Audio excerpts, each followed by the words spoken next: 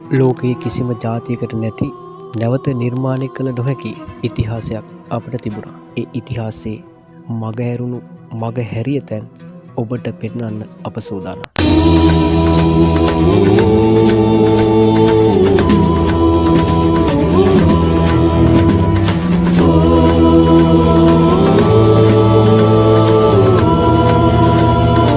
අපි ආරාධනා කරනවා ඉතිහාස ගවේෂකයින්ට මේ ඉතිහාසය අලුතින් ලියන්න එකතු වෙන්න කියලා. ගගන දඟ පෑ බලඇති හෙඩි ඇති පතල ලෝයස ගායනා